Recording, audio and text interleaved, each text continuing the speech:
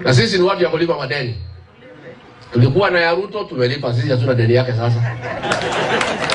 Sisi tumelipa. Sisi tumelipa yeye. Let me tell you, it is very hard for a president to pick finance minister from the opposite side of the political divide. It doesn't happen. A president can give you any ministry, but not the Ministry of Finance. The kind of confidence and the risk that he took, it would be very, very, very, very, very difficult for me to betray him. Rigathi Gachagua, former deputy president, has led other Mount Kenya leaders in endorsing Kalonzo Musyoka for the 2027 presidential race, citing that they have already paid the debt that they owed William Ruto as the people of the mountain. Let us listen in to Rigathi Gachagua alongside other leaders as they endorse Kalonzo Musyoka. Na sisi ni watu ya kulipa madeni. Tulikuwa na ya Ruto, tumelipa. Sisi hatuna deni yake sasa. Sisi tumelipa. Sisi tumelipa yeye. Tulikuwa tunataka kulipa na installment, tumemlipa the first installment na ameleta madharau. Tumesema hiyo deni imekui. Sisi hatuna deni yake. Sisi tuko free. Sasa tuko na madeni nyingine kidogo kidogo ndio tunataka tulipalipe madeni. Tukae bila deni. Si ndio? Sisi tuko na deni ya Kalonzo na nyinyi. Hii maneno ya kutukana wa Kenya na kuwakemea na kugombanisha hawa hakuna haja. Kama ni chanjo ya ng'ombe, kujaeleza mkulima si ng'ombe ni yake. Ongelesha yeye pole pole, hii chanjo inaweza saidia na njia hii na hii na hii, unataka ama utaki. Aseme anataka ama hataki. Vijana wote wajiandikishe, majenzi wajiandikishe. Tunataka mtafute mjaribu 3.5 to 4 million. Kutoka mheshimiwa wetu, former president wetu Uhuru Muigai wa Kenyatta ameshabariki tufanye kazi na mheshimiwa Kalonzo na mheshimiwa Rigathi Gachagua. Mwenyewe amesema, mimi nimekuwa hapo akisema, sio kuambiwa. Sisi Kalonzo akikuja na vile ametembea kwetu Kiambu, tunamuwelcome, tunamwambia karibu, tutatembea wote, tukubaliane maneno na tuende safari moja 2027.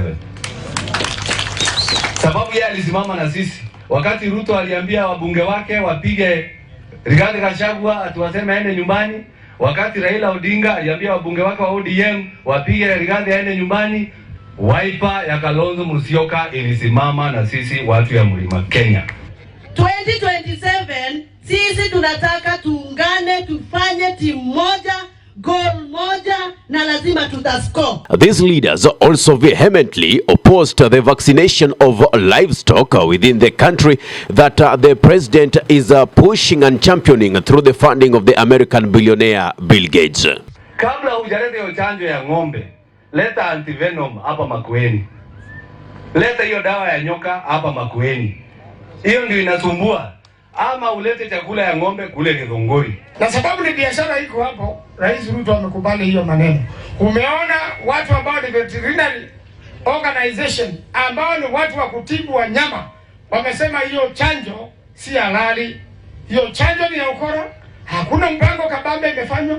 Mtu anakuja kuchanja ng'ombe kwako, ya lazima. John Mbadi, the CS for Treasury, has through zeal defended William Ruto's regime on matters borrowing and the economy, saying they have made commendable strides and that their work shall make Kenyans vote back this regime come the year 2027. Let us listen in as he defends this regime.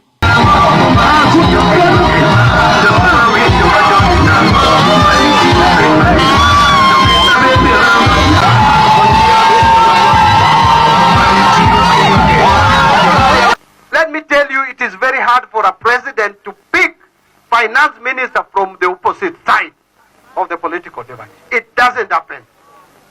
A president can give you any ministry, but not the Ministry of Finance. The kind of confidence and the risk that he took, it would be very, very, very, very, very difficult for me to betray him. And therefore mine is not to force people and just stamp that Ruto must get another term. No, we are not in that debate anymore. We are not in that debate as at now. What I want is to work for him. to make things that are not working work. Once we have corrected and made things work, we will come and tell Kenyans that we want you to give us another opportunity to continue working. When I took over as the CS Ministry of Finance, there were challenges in this country. These challenges were better, but were not as bad. The challenges were not as bad as the time when Uhuru Kenyatta left office. Uhuru Kenyatta left office when the budget deficit of the Republic of Kenya to GDP was 8.1%. As we speak, we are reducing it to 4.3%. And the next year, it will be 3.8%. By the time we will go to election, the budget deficit must be below 3%. When I took over, the shilling was volatile, was exchanging at a very high rate. There was a time early this year when the shilling was trading at 160 per dollar. Today, the shilling is trading at 129 shillings per dollar. When I took over, the government of Kenya was borrowing at 15.5%. When Ruto took over, we were borrowing at 17%. When I took over CS, under the leadership of Ruto, we were borrowing at 15.5%. Today, we are borrowing at 11%.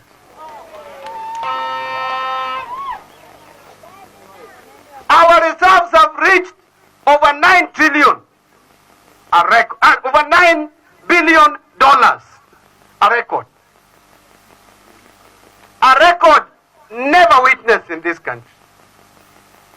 Our inflation is at 2.8%, another record. We are paying salary of public servants by fifth. I said I don't want public servants to be paid around the 18th of the month, the new month. Or at worst, should be the 5th of the new month. We are respecting that. As we speak today, all counties, I have given them money up to November. There is no arrears for counties. We released the last one yesterday, 32.9 billion. CDF, I promised Martin that I will give them 5 billion. I gave them 7. 2 more. We are working with the president to make sure that this economy works. We are working with the cabinet to make sure that this economy works. We are hard working, we are determined, things will get better. Just give us opportunity. I am not here to lie to Kenyans. Things are not perfect, but they are getting better. Prime Cabinet Secretary, that is Musalia Mudavadi, has thrown his weight towards Raila Amolo Odinga's bid to run for the AUC chairmanship race, citing and criticizing those opposing Odinga's ambition. Let us listen in to what Musalia Mudavadi got to say about this.